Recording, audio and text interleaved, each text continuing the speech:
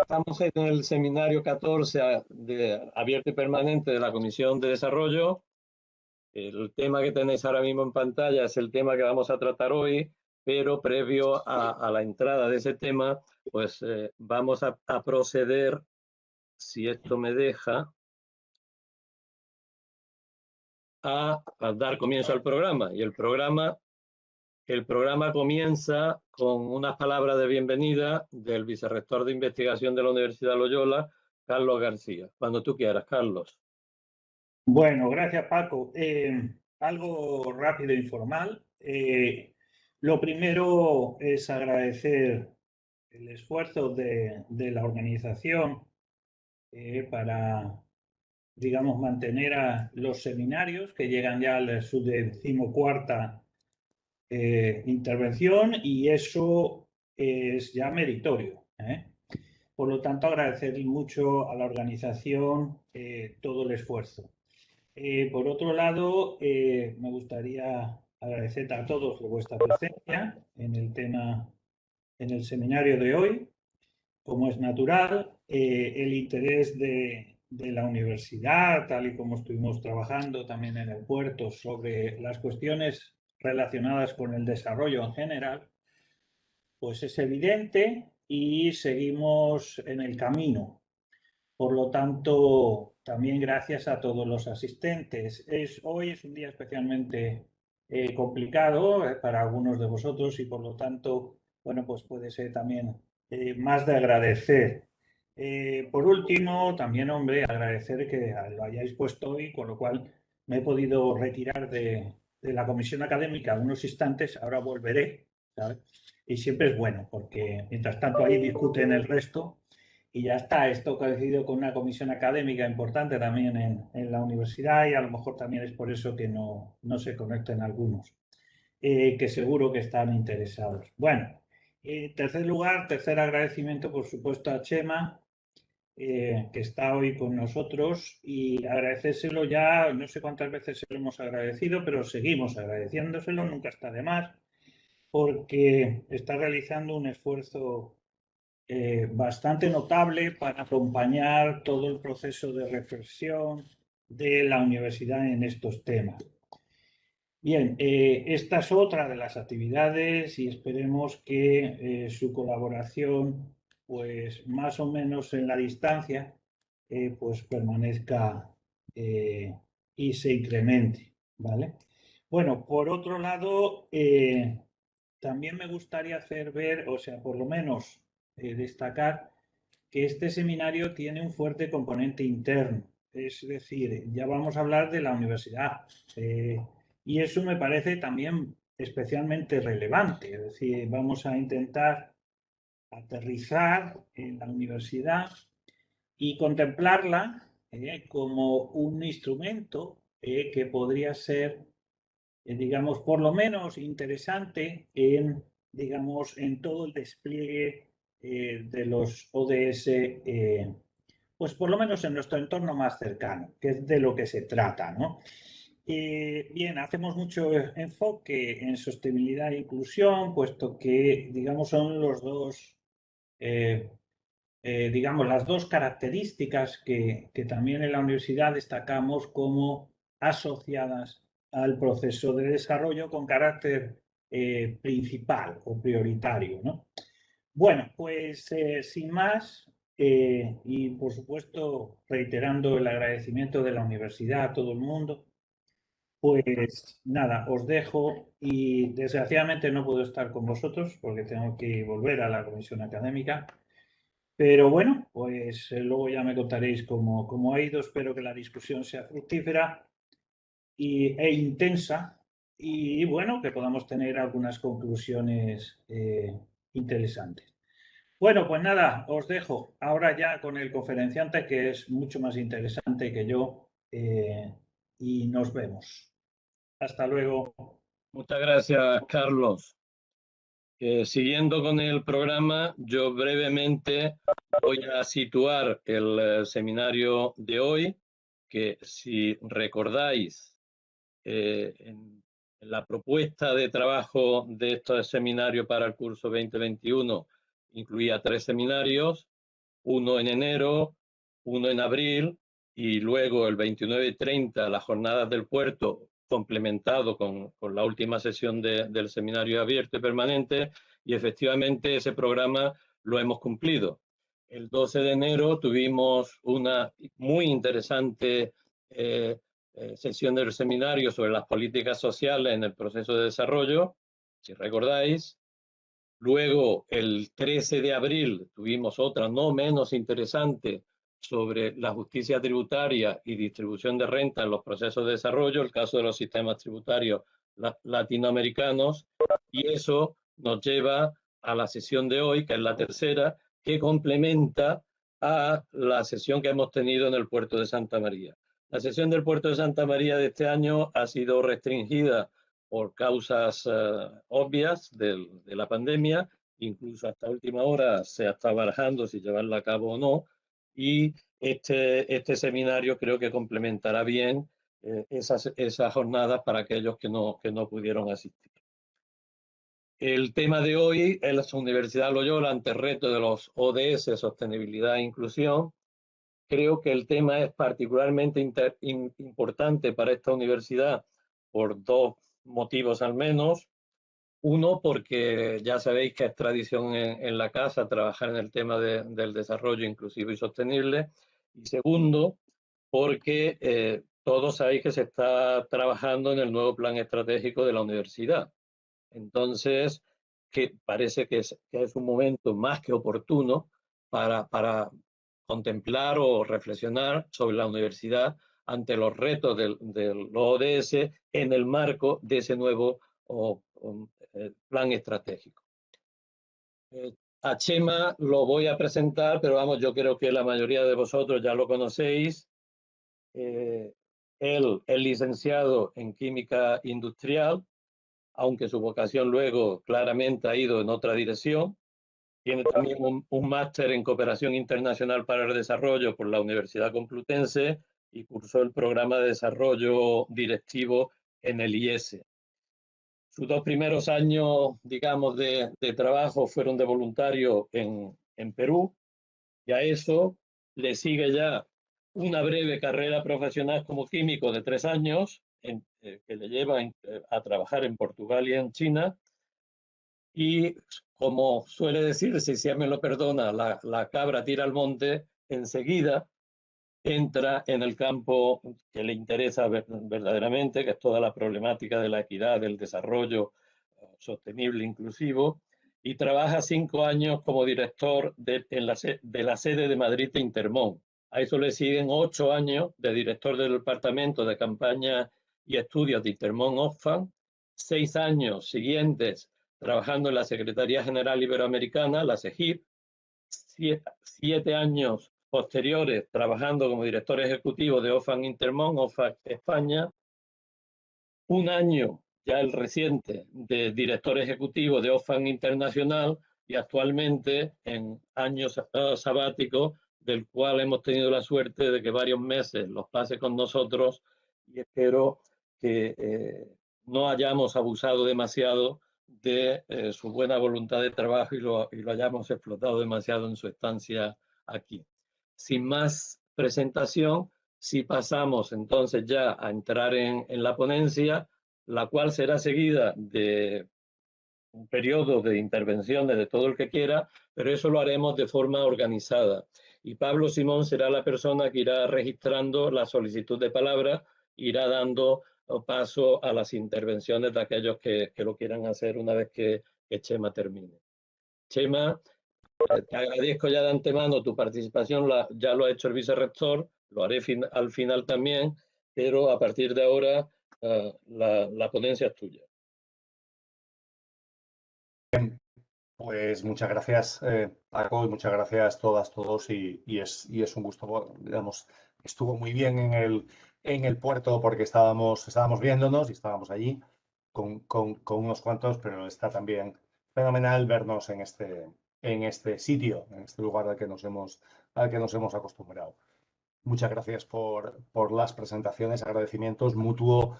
Es decir, he estado a gusto, acogido y creo que haciendo cosas interesantes y conociéndoos, quizá no a tanta gente como me habría gustado, pero sí a unas cuantas de quienes estáis en estos temas, además, ¿no? Donde esta universidad tiene una clara vocación, una larga trayectoria y una indudable intención y determinación para seguir siendo un contribuyente efectivo a las causas de la justicia, de la solidaridad, de la sostenibilidad y de la inclusión.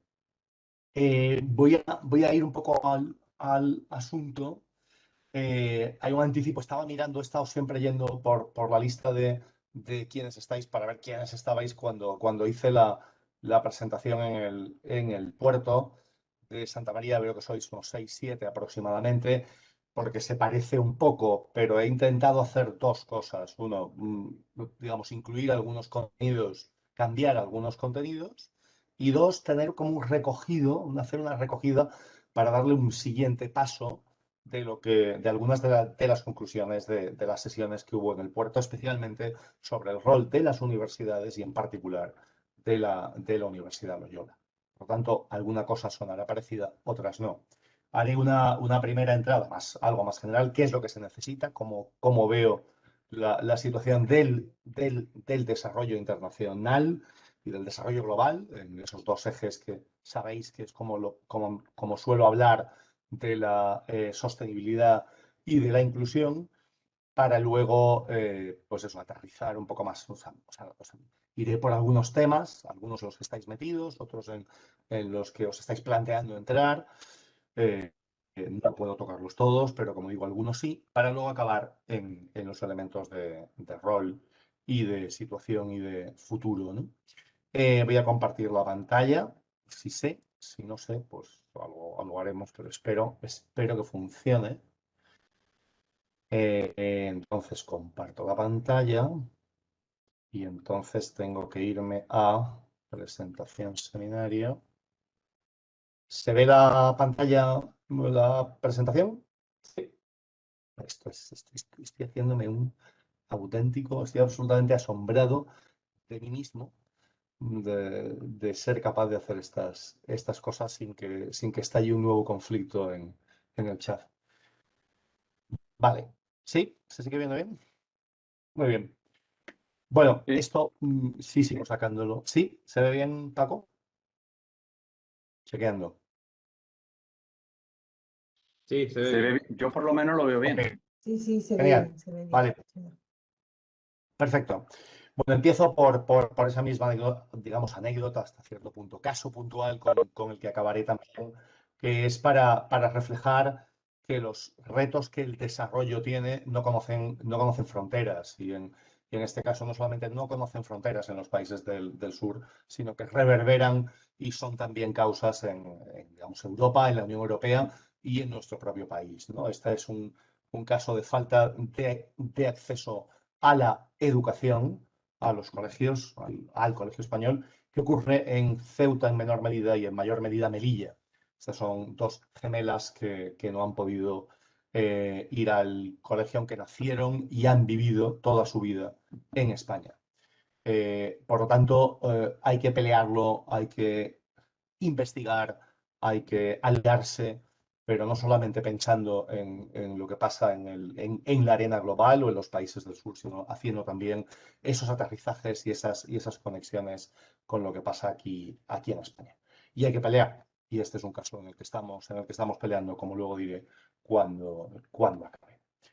Pero abramos el alcance, ¿no? Estamos en la situación pandémica en la que estamos aún, no se puede decir de la que estemos saliendo, como bien sabemos, y estamos en esta arena global y por donde nos solemos mover en esta agenda 2030 de los Objetivos de Desarrollo Sostenible, que son muy denostados ahora por algunos partidos que lo están poniendo como una especie de agenda satánica o algo así, cuando, en fin, es probablemente lo más razonable y lo más posible a lo que ha podido alcanzar la comunidad internacional en estas últimas décadas, ¿no? En sus acuerdos pre-2015, para empezar en el 2015. Voy a mencionar algunas expectativas generales, ¿no? Y y cómo están tensándose ahora con la pandemia y con la post-pandemia, ¿no? Pero algunas de recordar es que son universales, vuelve ese concepto. Ya no son los ODMs que solamente era del norte rico hacia el sur, sino que es en cualquier lugar, cualquier ciudad, estos días estaba en Soria y es una ciudad con una localización de la Agenda 2030 muy significativa. Vale para cualquier sitio, debe valer, debe haber objetivos, debe haber metas para cualquier lugar, pero tienen ese componente internacional desde la consistencia de que no solo se pueden alcanzar si los abordamos también de una forma global, muy especialmente algunos de ellos. Hablan más de la horizontalidad, quizá no con la contundencia con la que nos gustaría, y sí con un elemento estructural. Requieren de cambios estructurales, de cambios sistémicos, y es ahí donde debemos incidir. ¿Qué goznes hace falta girar en los diferentes áreas para que se produzca el cambio que dé pie a que se puedan lograr? De hecho, algunos de los que van con un retraso mayor se debe a la falta de voluntad final para generar esos cambios sistémicos, ¿no? Están interconectados, menos de lo que deberían, en la práctica digo, prácticamente cubren casi todo, son suficientemente ambiciosos si se cumplieran, yo siempre con el objetivo 10, con la reducción de las desigualdades, se nos quedó corto, pero aún así hay que utilizarlos como vía para empujar en una dirección. Sabemos que es una agenda positiva, pero que no hay ningún tipo de mecanismo de coerción más que el nombrar, el avergonzar en caso de que no se cumplan, el poderlos usar con la robustez de sus indicadores y de sus metas, ¿no? Y es muy significativo que han sido muy acogidos por el sector privado. No es rara la gran empresa y mucha mediana que no lo tiene como un eje, como una forma de explicar su contribución a la sociedad, donde hay absolutamente de todo. Hay pasos muy positivos y otros que hablan mucho más de cómo se lava. Pero si entramos a cierto detalle de la sostenibilidad y de la inclusión como dos grandes ejes para poder explicar esa Agenda 2030, como lo intento poner en el marco de la economía del donut, de ese espacio seguro y justo para todas y para todos, que es un espacio para la creatividad, para el crecimiento personal, para la innovación, para la diferencia, pero que tiene límites por arriba y por abajo, ¿no? Abajo ese suelo del hambre, pobreza, falta digamos, de los derechos sociales y el techo de la sostenibilidad, del sobreconsumo y el exceso de emisiones y de la desigualdad también, que es el que le solemos añadir desde Oxfam y algunas personas más, del acaparamiento, ¿no? Estamos en el tiempo de la pandemia en una tensión entre el techo y el suelo que se estiran, que se rompen con una facilidad mayor y que hacen que sea mucho más difícil el mantener a esa humanidad dentro de ese espacio seguro y justo, ¿no? Las crisis humanitarias acentuadas por el COVID, con el impacto económico, una precariedad mayor, la destrucción de empleo, con más personas en la en la pobreza y con una situación de cronificación que hace que sea muy difícil el recuperar, el sacar a algunas personas de ese suelo para que puedan tener esa vida digna en ese espacio seguro y justo, ¿no? En el lado del techo ha habido una cierta contención en las emisiones durante el tiempo más duro de la pandemia, pero es prácticamente mínimo. Seguimos en esa misma racha y por lo tanto estamos en plena crisis climática y de biodiversidad, con una sobreexplotación de recursos y con ese eje de acaparamiento de riqueza, poder, ¿no? Al final, cualquiera que estemos en la investigación, en el policy, en la influencia, en los programas, nuestro objetivo es incorporar personas, comunidades a ese espacio seguro y justo. Es lo que hemos hecho siempre. Lo que pasa es que cada vez, y si cabe mucho más ahora que en cualquier otra época de la humanidad, hay que actuar sobre los techos. Y no solamente sobre los techos de sostenibilidad ambiental, sino también sobre los de acaparamiento de riqueza. datos sobre personas en pobreza o en riesgo de caer en ella por la pandemia. Bueno, datos sobre América Latina. El cálculo que en Oxfam se hacía estaba en los casi 500 millones que podrían caer en la pobreza, causa del empleo perdido, de la informalidad, del empleo del día, de los cierres y disrupciones económicas en cada país, con gente que sin ahorro, sin red, sin seguridad social, sin ERTE, sin protección, caían en el hambre con una rapidez muy alta, ¿no? Y de hecho se estaba estimando en unos 120 millones más quienes están en riesgo de hambruna. La capacidad para la protección social, hemos visto una protección social muy significativa en los países europeos, España entre ellos, mecanismos como el ERTE y otros, ingreso mínimo vital, no se ha desplegado a la velocidad a la que nos gustaría, pero se ha puesto en marcha, pero claro, la concentración de los 11 billones que se ha gastado en los países en protección social extraordinaria, el 83% ha estado en los países ricos, apenas un 0,5% en los países pobres, ¿no? Y esto con las escuelas cerradas, con un impacto tremendamente desigual. El cierre no es lo mismo, sí que no ha sido lo mismo según para quién, y una falta de acceso a la salud, ¿no? En el lado del techo, como digo, con muy ligeros cambios en el año 2020 y con la recuperación que ya se está produciendo en el 2021, y por lo tanto con una proyección de, si no hay una actuación determinada, estaríamos viendo a la catástrofe de más de 4 grados. Sabemos que para mantenernos en un impacto significativo, pero no de una hecatombe, estaríamos en el 1,5 grados. Ya está muy difícil el que se pueda mantener. Se habla de intentar ajustarlo a los 2 grados como máximo. Bueno, con las actuales políticas se estaría en los 2,83, con los compromisos más firmes en 2,58, ¿no? 2,8. No es suficiente. No es, ni los compromisos ya firmes son suficientes, y la acción además tiende a dilatarse, tiende a asumir unos compromisos que luego los hitos concretos se van arrojando hacia el final de la fecha de los compromisos, ¿no? Y aquí incorporo lo que es un elemento para mí central, que es el sentido de urgencia.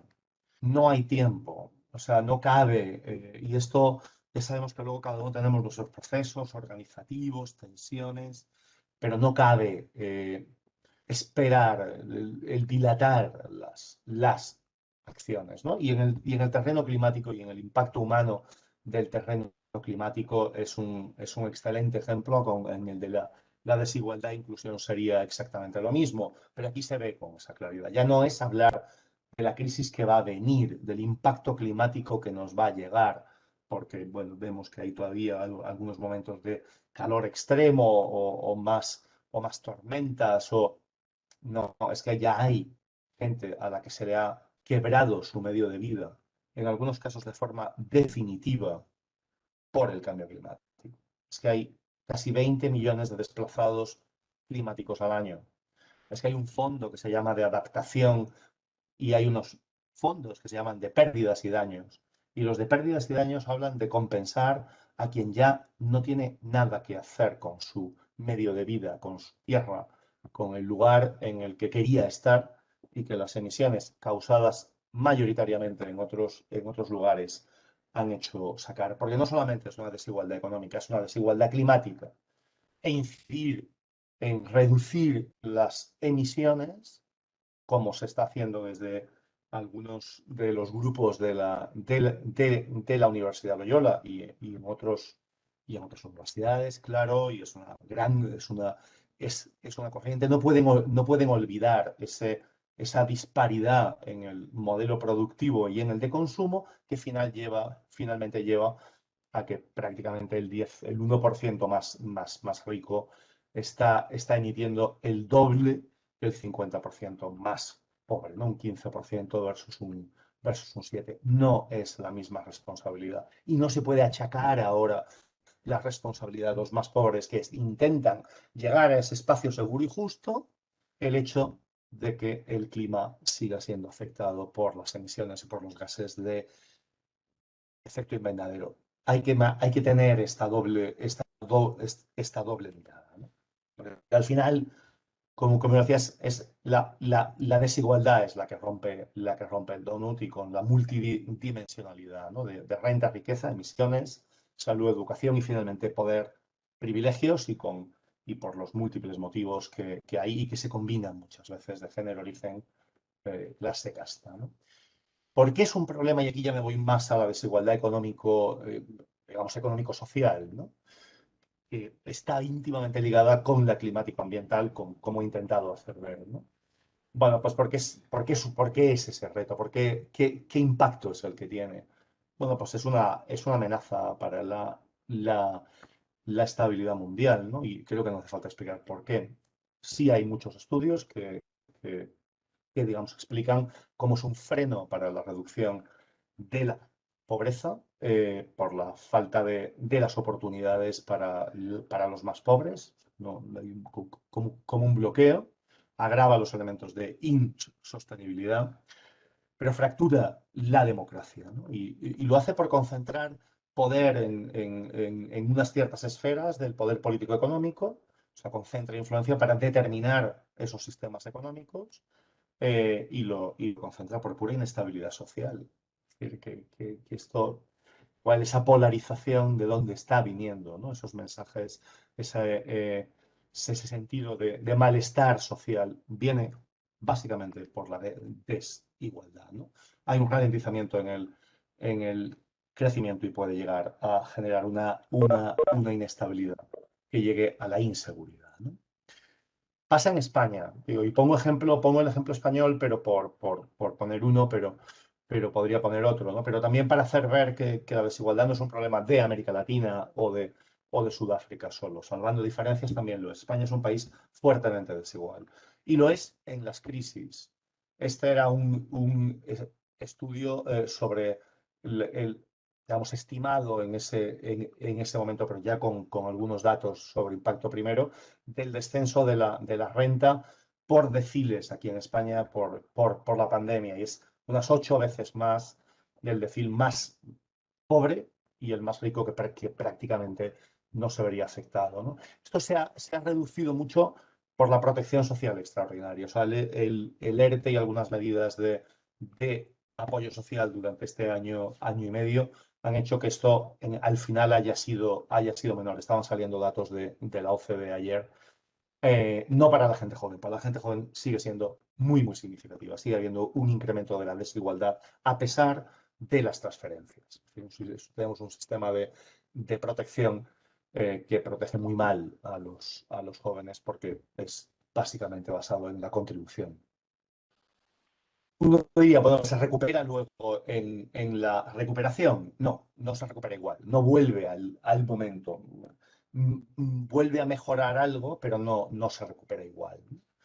Y esto lo vimos en la crisis del 8, pero primeros años de la recuperación hasta el año 14, ¿no? Seguramente habrá algo posteriores, pero la caída salarial, ¿no?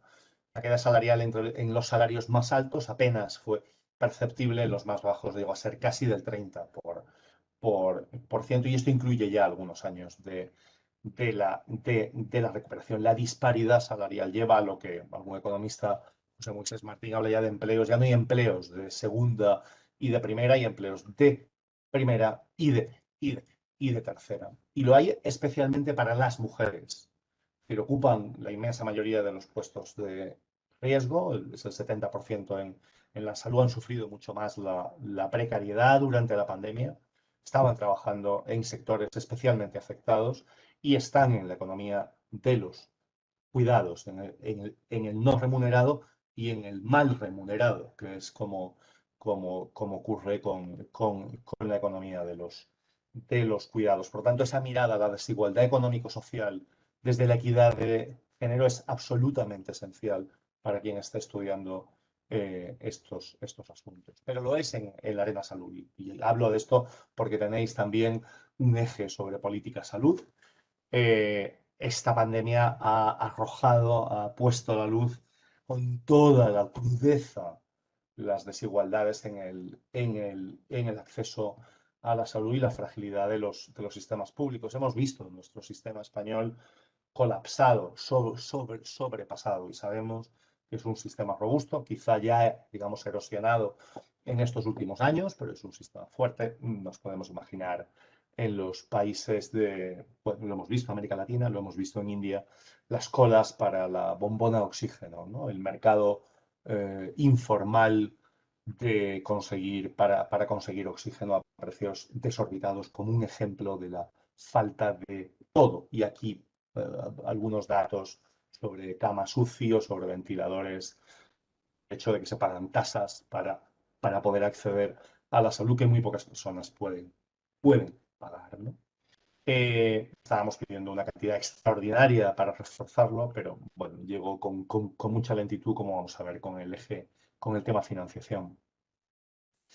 Esta es una foto que es muy cruda porque refleja esa desigualdad en los países. La pandemia puede generar que vuelva a haber desigualdad entre los países, que había mejorado, pero al interior de los países es muy significativa. Esta es una foto de un periódico de Kenia y indica cómo los ultra ricos keniatas estaban instalando camas UCIs en sus casas. Tenían esa capacidad para ya no solamente acceder a las clínicas mejores, sino ante la duda de que no quedaran camas UCI, me la monto yo.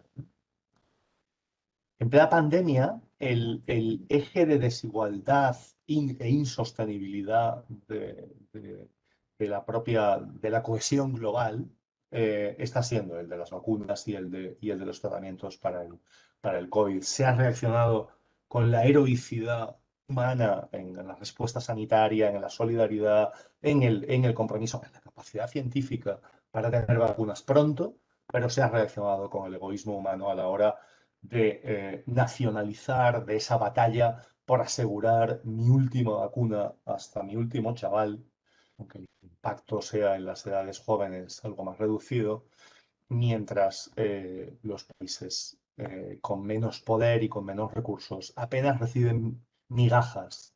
Son los mendigos de las vacunas, como decía la Unión Africana, estaba diciéndole a la Unión Europea. No queremos mendigar, queremos una justicia global y un reparto equitativo de las que se están produciendo, ¿no? Y al final, pues hay algunas enfermeras en muchos países que no tienen vacuna aún, hay ancianos que no la van a tener en estos próximos meses, cuando aquí estamos ya en los 20 años casi, ¿no? en esa vacunación.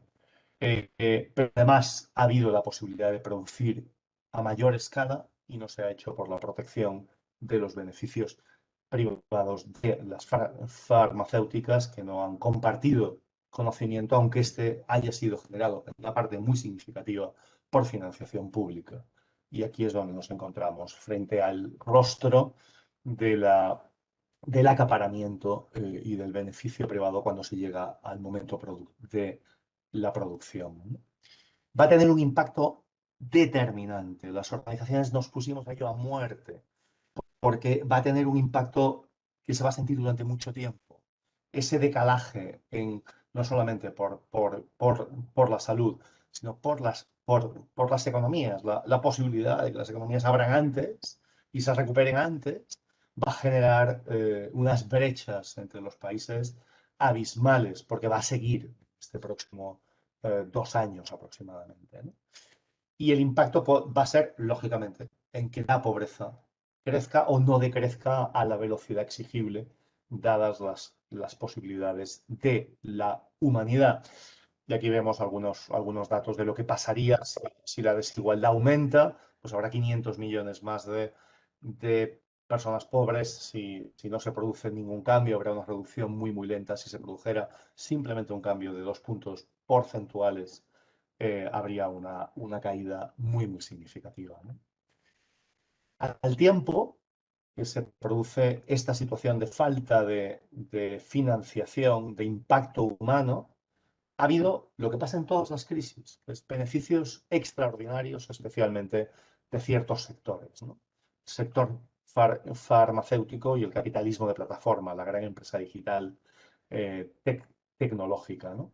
Espero que se vea bien el puntito rojo, lo que refleja es el beneficio extraordinario, y es muy extraordinario, ¿no? Estamos hablando de una suma de 80.000 millones. Cuando se hizo este estudio se estaba hablando de unos 80.000 millones. Extraordinario quiere decir el año prepandemia y el año pandemia.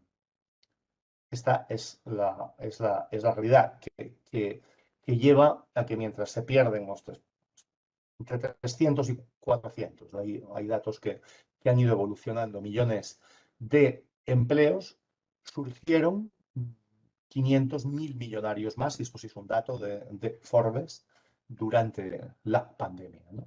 Y el más afamado, pues el señor Bezos de Amazon, podría pagar a sus 900.000 empleados un bonus de 100.000 euros y seguir igual de rico que antes del COVID. Hemos visto al director ejecutivo del Programa Mundial de Alimentos, una agencia intergubernamental de las Naciones Unidas, no que con toda esa moderación que deben tener en su discurso, gritar en redes sociales al señor Bezos, decir, por favor, denos un 10% de su riqueza extraordinaria. Podríamos alimentar a todas las personas que nos están llegando ahora y que no llegamos, ¿no? Pero es más interesante el hacer viajes turísticos a la Luna a 24 millones de euros el billete, ¿no? Es el poder y es el privilegio que al final marcan, ¿no? Y cuando estamos actuando en los diferentes programas es muy importante tenerlo en cuenta. Voy yendo hacia los finales. Financiación del desarrollo, ¿no? Cómo en este contexto de beneficio extraordinario conseguimos que se financie aquí sí el desarrollo de de la población más empobrecida, de quienes están bajo el suelo, ¿no? Y las tres vías clásicas, bueno, una es algo menos clásica, pero han sido la vía de la cancelación de deuda, que vuelve a estar sobre la mesa, la de la ayuda al desarrollo, y la de la acción global, a la que me referiré ahora. Y ha habido pasos, se han dado pasos, hay que reconocerlo, pero han sido pasos tímidos, ¿no? Ya hay países como Ghana que gasta 11 veces más en el repago de la deuda externa que en su salud pública, ¿no? Y no ha sido el sistema de suspensión del pago de la deuda, no ha sido suficiente para aliviar esta situación, ¿no? La ayuda al desarrollo se ha mantenido, salvo en el Reino Unido, donde ha habido un recorte, pero no ha habido ese momento que lo hemos visto en los países, ¿no? Es decir, protección extraordinaria. No, se van a caer, se van a morir. Y no se ha producido. Y sí se han emitido derechos especiales de giro, DEGs, que es una forma, es una reserva extraordinaria que el Fondo Monetario puede, digamos, emitir con el respaldo de las principales economías para facilitar caja a los países. Es de acción muy, muy puntual, pero sí, gracias a la decisión del board y el empuje de su directora ejecutiva, han sido 675.000 millones de dólares. Lo que pasa es que a los países pobres, una vez más, llega muy, muy poco de esa cantidad. Son medidas, son críticas, pero hasta que no haya una reforma fiscal internacional significativa, no vamos a ver una capacidad para financiar el desarrollo, los ODS en Córdoba, en Jaén, en Ghana, en Burkina Faso, en Lima o en donde sea, porque aquí sí que hay una interconexión global, ¿no? Datos de América Latina, con un fraude fiscal que se calcula en un 6% del PIB, y el estímulo apenas llegó al 2,7% durante la época pandémica, ¿no? O un 20% en esa región que entra y sale de la inversión directa que entra y sale por paraísos fiscales, ¿no? Este es un gráfico que es muy gráfico, como su nombre indica, y que explica por qué el G7 y la OCDE ahora han llegado a este mismo acuerdo, ¿no? Estos son los ingresos que tenía Google, y esto es del año 15, ahora será peor, pero es igual, sigue siendo válido. En el 2015, en Irlanda, que es un paraíso fiscal, no solamente son las Islas Caimán, comparado con los usuarios de Internet, ¿no? Y bueno, pues aquí vemos usuarios que multiplican por 100 veces, por 20 veces los usuarios de Irlanda, en el caso de Alemania, o en el caso de España por 10 o por 8, y los ingresos al lado, ¿no? La tasa de Irlanda, la cantidad, no se puede medir, hay que romper ese gráfico. Así funciona la ingeniería fiscal internacional. Tiene una capacidad para jugar, hay gráficos que podríamos estar largo, para jugar con los ingresos, con los beneficios, para tributar nada, que es la síntesis de lo que tributan. Pues estos son ingresos que se declara, que en este caso Google declara y que, bueno, pues, que lógicamente en un país como es España, pues no tributa nada, claro, a pesar de que gane muchísimo dinero. Y que lleva a que los impuestos se hayan ido desplazando cada vez más, y esto empezó en la crisis del 8, hacia familias y hacia pymes, versus fortunas, patrimonio y grandes empresas.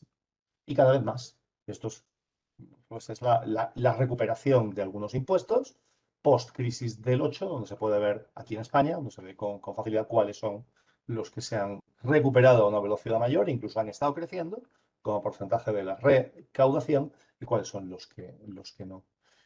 Y así es muy difícil que se mantenga un estado social con capacidad de mantener a la gente en ese espacio intermedio, en ese espacio seguro y justo. ¿Nos tenemos que fiar entonces o ir a la inversión privada? Pues sí y no, ¿no? O sea, dado que las haciendas públicas se funden, se erosionan de una forma, hay que pensar que los ODS o será por la vía privada o no serán. Pues como digo, sí y no. No en el sentido de que me resisto a que decisiones de política pública determinantes se tomen por la vía de la inversión privada con rentabilidad o incluso de la filantropía.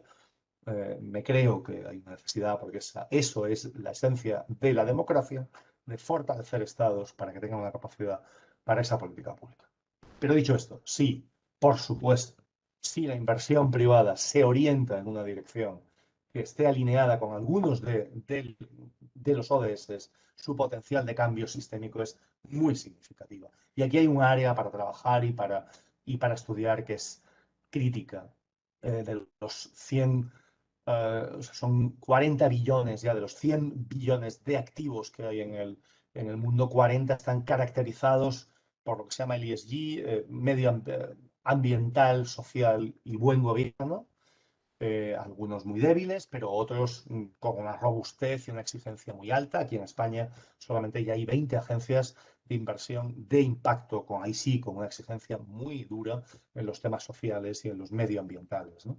Yo creo que hay una capacidad de transformación sistémica por la inversión verde, tanto de deuda como de activos, digamos, acciones, y a pesar de que hay un riesgo de que se lave y de que se deje atrás a los más pobres, que es en donde debe actuar la regulación por un lado y la política pública por otro.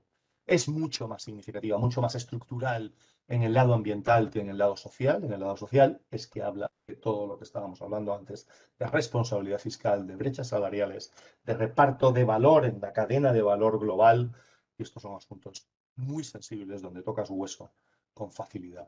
Aún así, es un ámbito absolutamente crítico para el futuro, ¿no? Dos mujeres con propuestas y con empuje para enfrentar la crisis, ¿no? Janet Yellen, la secretaria de Economía en los Estados Unidos, y Kristalina Georgieva, directora gerente del Fondo Monetario Internacional, que han empujado propuestas y mensajes claros de mantener el gasto público, de reformas fiscales, de beneficio extraordinario en este tiempo. Es cierto que el Fondo Monetario luego, cuando llega a los países del sur, sigue haciendo un poco de lo de siempre, pero bueno, ha quedado esto ahí, ¿no? Y ha quedado con esa propuesta en sus acuerdos en el G7 y ahora en la OCDE, para al menos poner una tasa mínima del 15% a las compañías, algunas de las compañías internacionales. es un paso muy significativo. Para los paraísos fiscales duros es mala noticia, para las islas, Caimán y otras similares, y es una vuelta a la multilateralidad que en los temas fiscales es simplemente indispensable. Aún así es un paso corto, podríamos hablar luego un poco sobre ello, no me extiendo aquí, ¿no? Acabando, no he hecho ninguna referencia a los temas de derechos civiles políticos, al tema migratorio, en el que sé que estáis también, pero están tan conectados que lo que estamos viendo de crecimiento de la represión y de cierre de espacios de la sociedad civil es el espejo de desigualdad extrema. Y poco más que se puede decir. Y en la pandemia digamos, exacerbado. Esa foto es en Filipinas, y quien se saltaba alguna medida del confinamiento los hacían ejercicios físicos en la calle, pero era el paso a un régimen represor que ha asesinado a más líderes sociales al hilo con la excusa de las restricciones pandémicas. La foto es de la derecha, son 50 de las casi 100 lideresas sociales asesinadas en Colombia en los últimos 6 años por defender la tierra, territorio, agua, derechos. Esto es lo que la desigualdad trae. Exige de la represión, exige del cierre de los espacios a la sociedad civil, que lo estamos viendo en el mundo entero. Y ya acabo con la universidad, ¿no?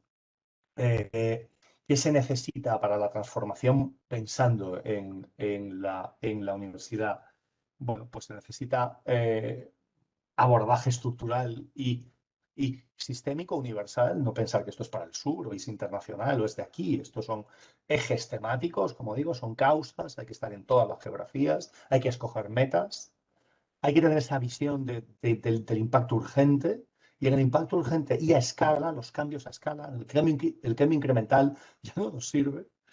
La importancia del conocimiento y su replicabilidad es absolutamente crítica. Tenéis una capacidad para influencia sistémica, hay que ejercerla. No hay tiempo para no ejercerla y para seguir solamente en los espacios académicos o en las discusiones académicas, ¿no? El paso de la horizontalidad, somos pares, a la descolonización, de la cooperación y del conocimiento. Hay que recuperar, reforzar el rol prioritario de quien esté en cada lugar. Y si son las universidades del sur, son las universidades del sur. Las organizaciones del sur es donde ocurre. Y eso exige un rebalanceo de los recursos, de las capacidades. El conocimiento se debe generar donde está más cerca de donde se va a aplicar luego, aunque luego haya toda la conexión para hacerlo juntos, ¿no? Y eso por la vía de las alianzas, ¿no? ¿Y qué se necesita en una universidad? Y aquí cojo algunas cosas de las del puerto, ¿no? Un punto de partida que como digo, es muy bueno en el caso de la Universidad de Loyola, reforzar lo que decía Vicente, creo que era en el modo de hacer que la Universidad de Loyola tiene muy decantado y que uno percibe que es capilar, que llega a quienes estáis en estos terrenos. Ser referentes en investigación y en transferencia y en influencia y en docencia en algunos temas. Ser referentes que llaman a las puertas, que sois muy buenos en algunos casos, en algunos temas, pero puede ser en algunos, ¿no? Yo no me creo que se pueda hacer una contribución relevante, sistémica, estructural, sostenida en muchísimos temas. Hace falta una masa crítica para que eso pase, ¿no?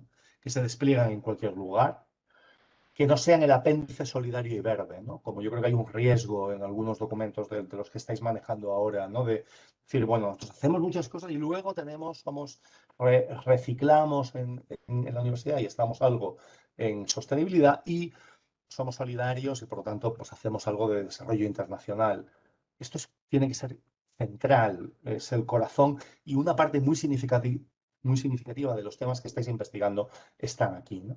Hace falta incentivos, el reconocimiento y la inversión para que se pueda producir todo este trabajo en referencia, alianzas con pares en el mundo, o sea, con otras universidades, incluidas las del sur, y alianzas improbables aquí en España, o con actores diversos que permitan crear esos ecosistemas de cambio en algunos ejes en los que se está trabajando, ¿no? Y luego habla de los egresados, de los estudiantes, de ese liderazgo que se enseña y que requiere el mundo hoy, ¿no? Que es un liderazgo que requieren empresas, instituciones, organizaciones, que es de compromiso, que tiene todo un eje de innovación y de cambio, que es flexible, adaptable, pero que tiene coraje, que tiene esa capacidad para empatizar con el otro, con quien está en el suelo y, por lo tanto, de fraternidad, ¿no? Acabo con la otra foto, que es dos estudiantes de la foto de las tres.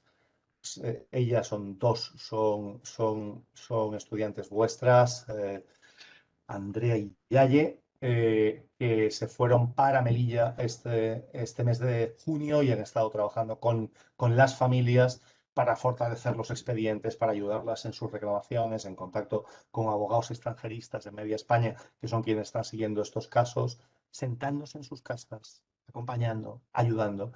Y lograron, y esa es la foto, que son 150 niños los que están fuera, pero que 40 de ellos ya han sido admitidos, ¿no? Fue un momento precioso, muy, muy emocionante, porque eran esas familias con las que habían estado trabajando, incluida la de las dos gemelas, Safa y Marwa. Por lo tanto, el cambio sí es posible y es urgente y tenéis una capacidad para ello muy significativa. Y ya está. Y dejo de compartir. Sí, sí.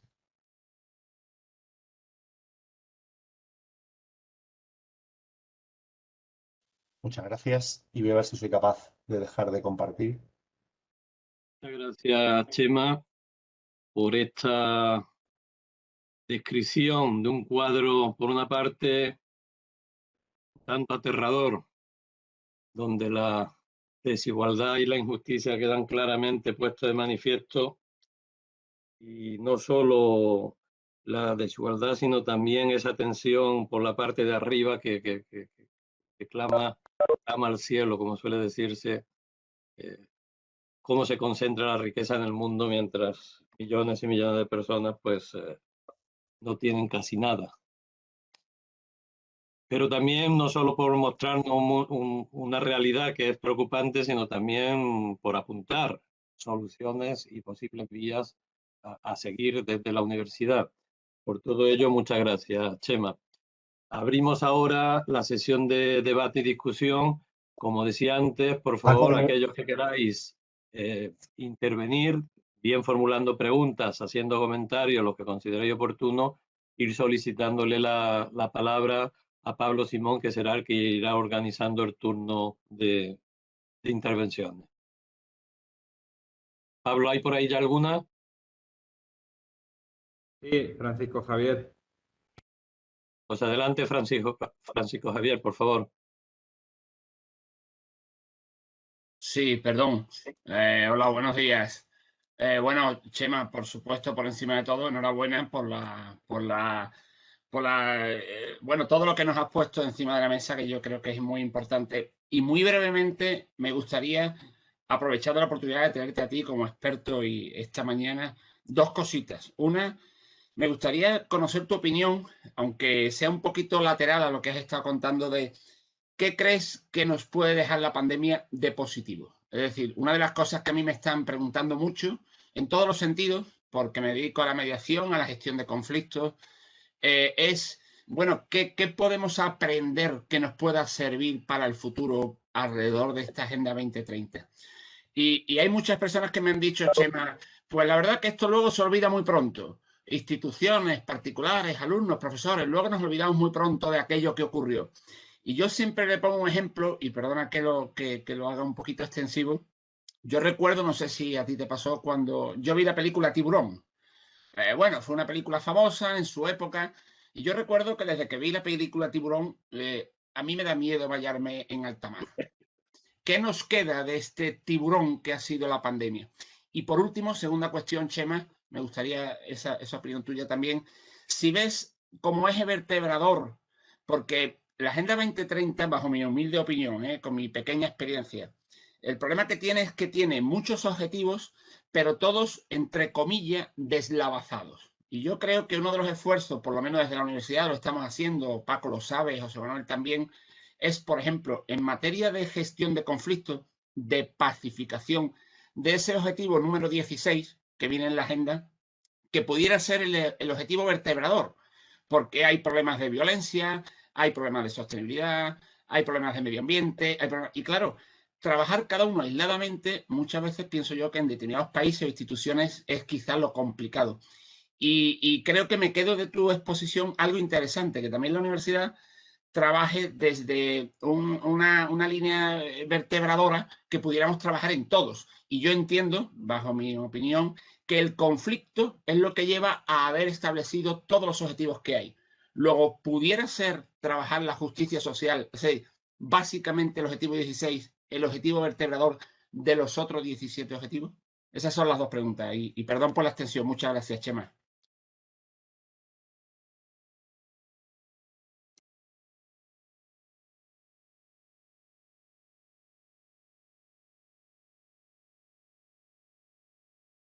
Hacemos, Paco, si hay así alguna más, o sea, mejor que digo, para que sea un poquito más diálogo, si hay, ¿eh?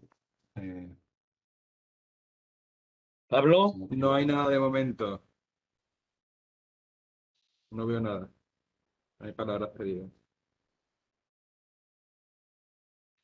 Pregunto yo entonces, Ah, ¿alguien María Bertrán acaba de levantar la mano. María, va. No sé si se me oye bien. muy bien, María. Vale, que estoy aquí en la universidad. Yo, bueno, me presento, nos conocemos, yo soy de Derecho Financiero y Tributario y me ha gustado mucho lo que has comentado acerca de la fiscalidad y todos los acuerdos que hay ahora a nivel internacional. Yo creo que las soluciones unilaterales desde luego no son la vía, pero a mí me da miedo que esa idea de que desaparezca la competencia fiscal, que tampoco creo que pueda desaparecer del todo, no vaya a acrecentar más todavía la desigualdad. Porque, claro, si ahora ponemos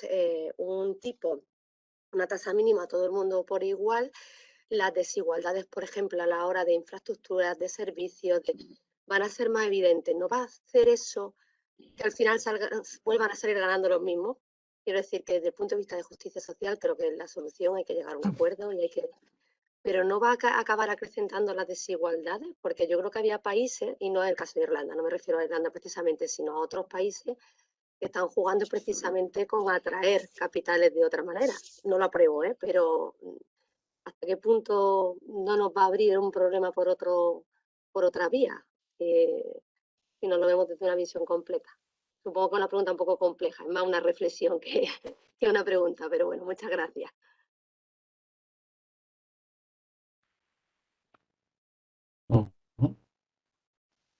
Muy bien. No Pues hay, sí, eso no hay empieza palabras. o sea, empiezan estas dos, pero bueno, si luego queréis añadir, y en este caso María, pues seguramente sabes, o sea, seguramente no, sabes más que yo, seguro. Pero bueno, yo aporto esa, digamos, experiencia Oxfam, ¿no? De lo que hay. Empiezo por esta última, por la que hacía María. Yo creo que no. Yo creo que la competencia a la baja ha sido de los principales factores generadores de desigualdad. Porque de hecho de los países de menos desarrollo ha habido sistemáticamente una erosión, una salida de recursos de impuesto debido y no pagado en el país en función de la actividad económica efectiva, que se ha derivado hacia paraísos fiscales. ¿Quiénes son los fiscales? Pues son los Islas Caimán y White y similares, o sea, los grandes paraísos, los pequeños paraísos muy reconocidos, Panamá, pero son también Irlanda, Luxemburgo, Holanda, la City de Londres actúa en alguna medida como un paraíso fiscal, el estado de Delaware en los Estados Unidos también, que requieren además una sofisticación tecnológico-financiera que es muy difícil que la pueda ofrecer Ghana. O sea, que incluso dices, hombre, Ghana tendría una posibilidad de, digo Ghana por poco decir algo, de entrar en esa competencia y generar un recurso que buena falta le hace, pero no consigue esa seguridad jurídico-financiera, la sofisticación técnica, que sí consigue Luxemburgo. O que sí consigue Irlanda. Estamos hablando de estos países. Estos son los que drenan los recursos de nuestra hacienda pública y de especialmente la hacienda pública de los países del sur. Por lo tanto, yo creo que esa competencia a la baja es imprescindible frenarla. Y creo que es el elemento positivo de este acuerdo de OCDE, de G7 y OCDE 139, van, creo. Porque logra lanzar ese mensaje de decir, ¡eps! Hay un mínimo. Y este mínimo sí debe ser para todos. Y lanza un segundo mensaje, que es algo más técnico, pero que es, además hay que saber muy bien qué paga, cuál es o sea, qué actividad económica real tiene esta empresa en este país. ¿Cuántos clientes, cuántos trabajadores, cuánto factura? Y por lo tanto, cómo paga impuestos en función de esa actividad económica efectiva. Y ya está. Y es que es algo que suena, como siempre, sabemos luego que es muy, muy complicado el que eso pase, ¿no? Pero se ha dado un paso muy significativo significativo en esa dirección. ¿Cuál es nuestro miedo? Y ahí sí estoy un poco en línea con lo que decías, que al poner un 15 es tan bajo, bajo, bajo, el 15 en vez de ser un mínimo es un máximo. Entonces ya hay países que están empezando a decir, bueno, pues a lo mejor nosotros vamos a bajar al 15, algún nórdico, Austria, que está diciendo, bueno, si todo el mundo va a estar en el 15, podemos. Y luego que para los países del sur, el peso es tanto, que eso es muy de la administración Biden, a las sedes, que el cálculo que hemos hecho, eso lo ha hecho Oxfam, es que se va a quedar un 3% aproximadamente en los países del sur lo que se va a recaudar. Y, por ejemplo, no entran sectores como el extractivo, que es absolutamente crítico. O sea, ha sido un paso, yo ya no lo voy a llamar más un pasito, porque me han caído muchos palos. Por eso es un paso, pero es un paso que necesita seguir. ¿Eh? Este sería mi resumen. Y luego con lo más amplio. O sea, yo creo que lo que nos queda, o sea, quedémonos con lo que hemos dicho tantas veces, ¿no?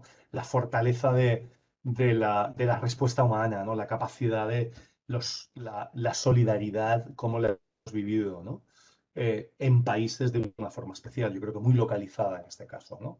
Eh, pero también en algún momento hacia afuera, aunque no con la fuerza con la que nos habría gustado, ¿no? O sea, la resistencia que tiene la gente para aguantar algo como esto y para ayudar y para fortalecer a quien está en esas primeras líneas, ¿no? Yo creo que lo que nos debería quedar, no sé hasta qué punto nos queda, es la mirada internacional. Si alguien tiene dudas de que la cooperación internacional en salud es imprescindible, bueno, yo creo que no lo sé, que se lo va a mirar. Porque esto ya no es una teoría que dice un tipo, Gates, que lo cuenta, Oxfam o quien sea, que da una conferencia y saca un informe y que te explica que la salud, esto lo hemos vivido en nuestras carnes, de nuestras familias, en nuestros abuelos. O sea, y esto es una falta de abordaje multilateral y cooperativo a la salud global, que es uno de los principales riesgos a la seguridad humana. Lo era ya antes y sabemos que lo es ahora y requiere de la cooperación internacional para el futuro. ¿Por qué vamos a tener una pandemia más larga? Por esa falta de abordaje de tratamientos y de vacunas multilateral. Y ha habido mecanismos. Se han puesto en marcha COVAX y el Community, el Access Pool de conocimiento para compartir conocimiento. COVAX va funcionando a ritmo ahora con los restos y el espacio para compartir el conocimiento no lo usa nadie. Creo que fue los de la vacuna española los primeros que han puesto ahí algo para compartir conocimiento. Bueno, pues vendrá la variante peruana otra vez, o sea, de la India, de la Delta India, la peruana, de la que se habla ahora, pues porque sí, porque no hemos abordado cooperativamente este reto global, este mal público global como un bien público global. Ojalá eso nos lo haya dejado como una enseñanza. Y la tercera es que yo creo que sí ha habido el tiempo, vamos a ver hasta dónde da, pero se ha vuelto a producir esa tensión entre la vía económica ultraliberal que ha sido dominante en las últimas 2 décadas y media, 3, y la vía más de intervención pública, de regulación pública, de gasto público, de reforzarlo. Creo que muchos de los que han abogado por el Estado out han sido gente que ha dicho, ¿cuándo me están ayudando? O sea que hay muchas más gentes que deberían ahora tener ese sentido de la importancia de la política pública y de la hacienda pública para respaldar en situaciones de una crisis extrema. Ahora mismo está en una tensión, estamos viéndolo, en esos dos grandes polos. Cuánto durará y cómo de profundo será, no lo sabemos, ¿no? Y en lo último estoy totalmente de acuerdo con cómo lo decías, el ODS 16 para eso puede ser un aglutinador de una mirada a la justicia social mucho más amplia. Gracias, Chema. Pablo, ¿hay por ahí alguna pregunta? Emilio Morales ha levantado la mano. Adelante, Emilio.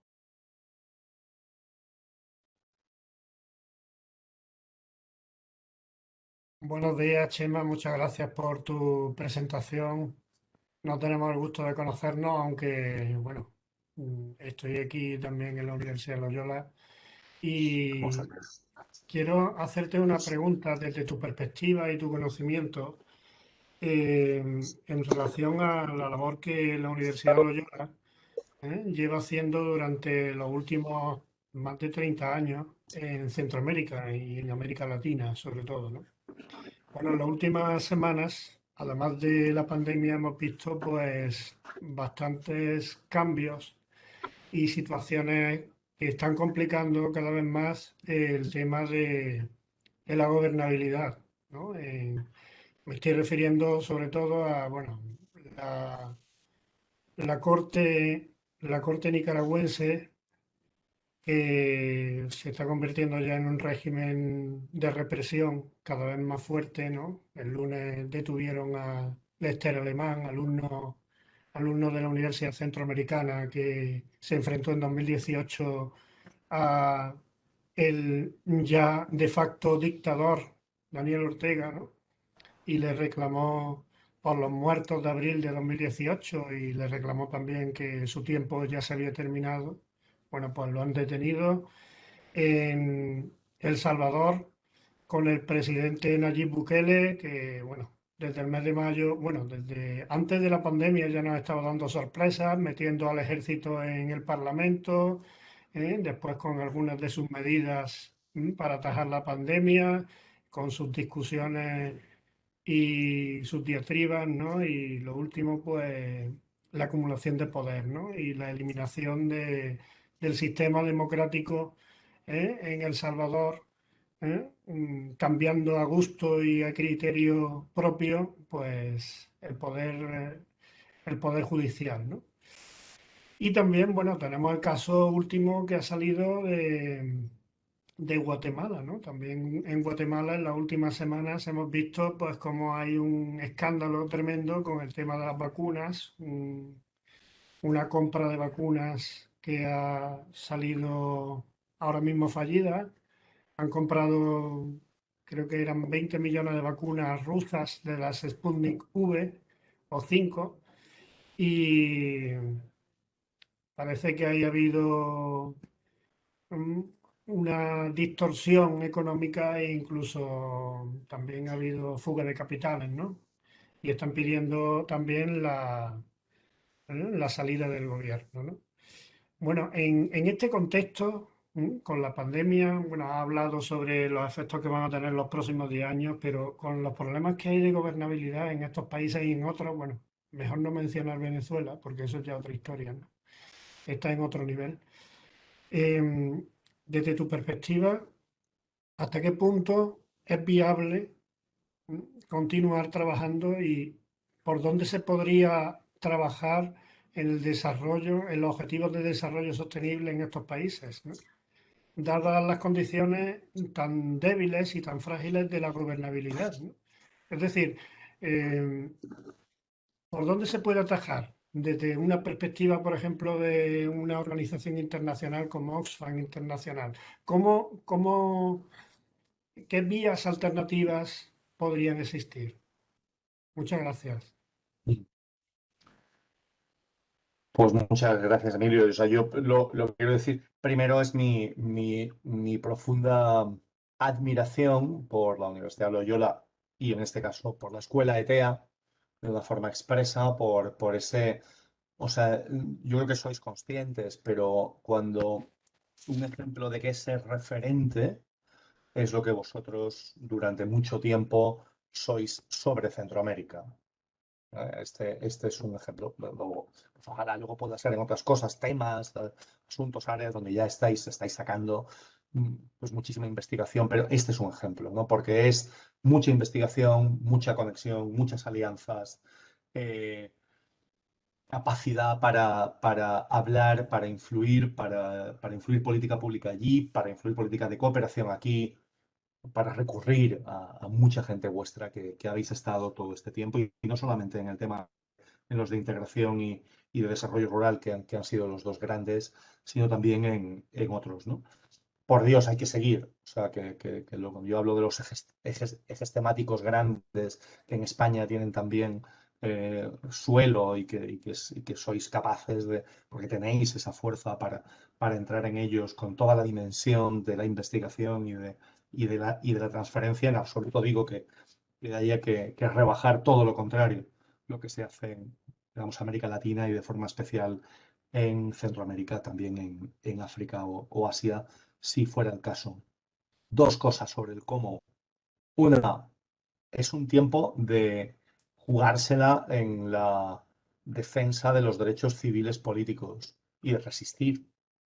Y también es lo que estáis haciendo, que es pues de apoyar a la UCA de Nicaragua. Es que eso hay que hacer.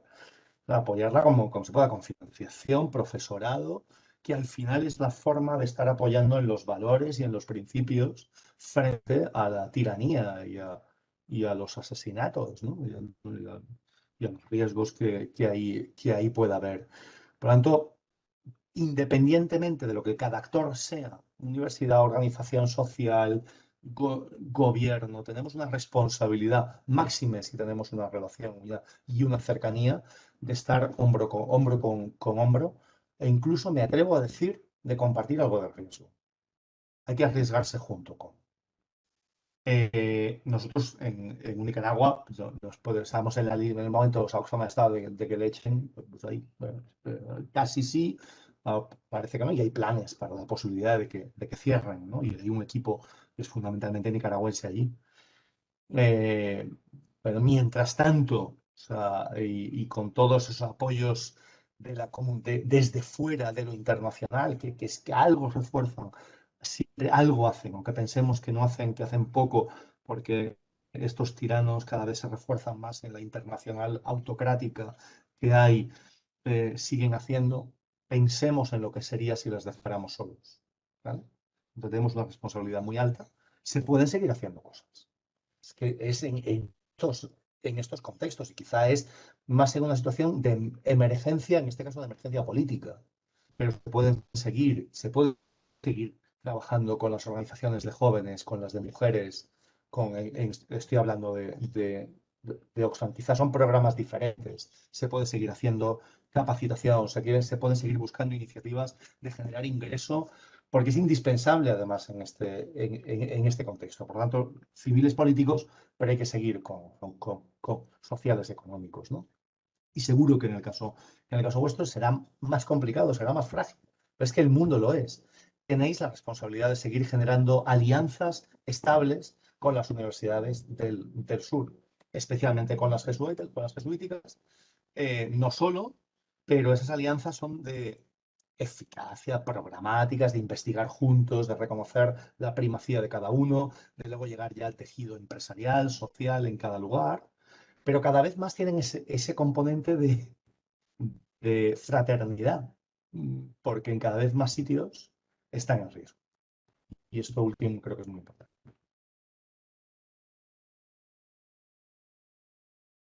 María José Gracias, Montero Chema. y Emilio han pedido la palabra. Hola, bueno, en primer lugar, muchas gracias. Soy del Departamento de Gestión Empresarial y quería pedirte bueno, en la medida de lo posible, si pudieras compartir en este análisis que has hecho en la Universidad Loyola, bueno, pues algunas reflexiones o conclusiones de cara a la priorización de estrategias ante el reto, ¿no?, de los ODS. Muchas gracias.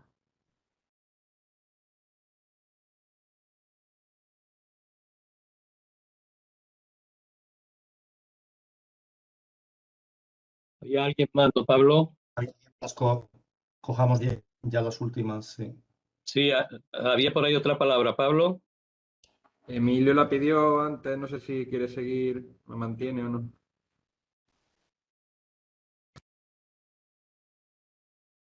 Bueno, si no hay más, tomemos la de María José como la última.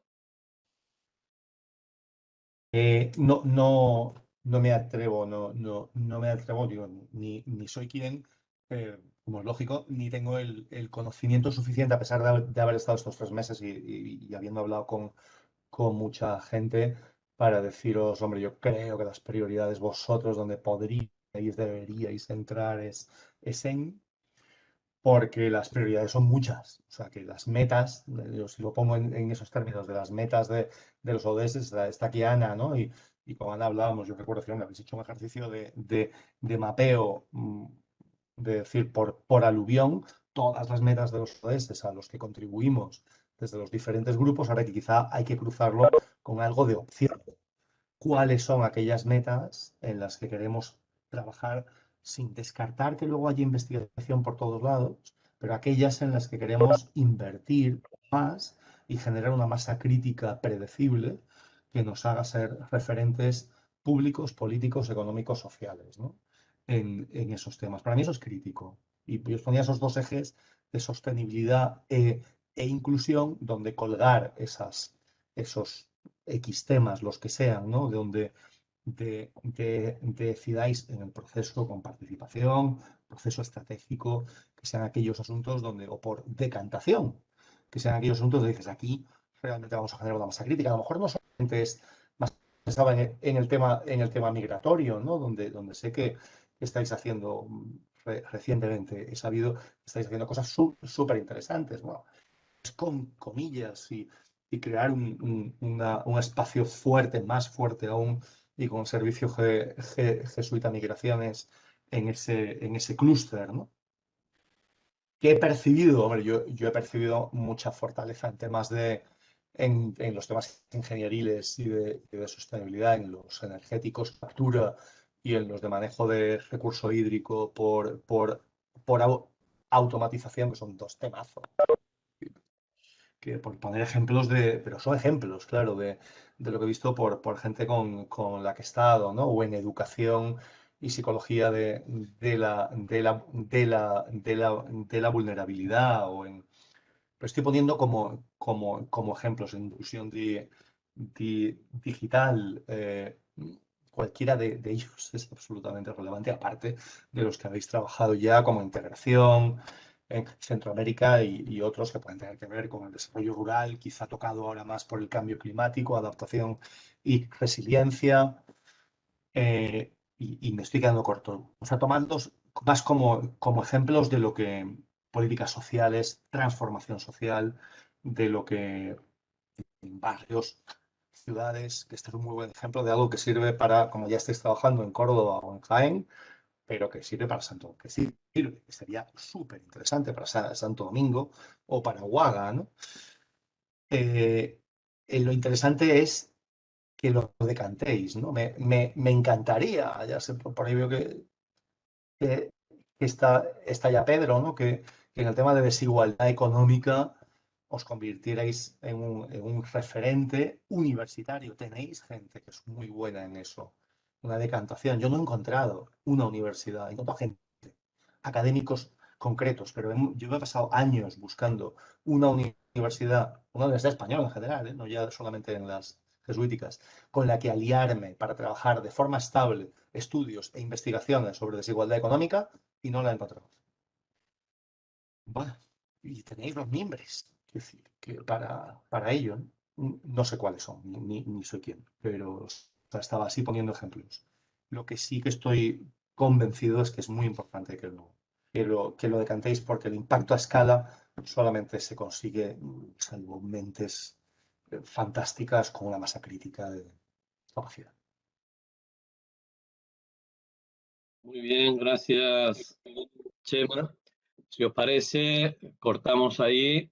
Chema, te hemos dado ya las gracias en varias ocasiones, pero no es eso no es óbice para que no lo hagamos una vez más porque creo que debe ser así. Ha terminado tu estancia con nosotros, pero espero que eso no signifique que el contacto con nosotros no pueda continuar en el futuro y podamos seguir contando con tu experiencia y tu consejo en muchos campos. Ojalá. Dicho, Será un auténtico placer. Ha sido un gusto. Sois una gente estupenda.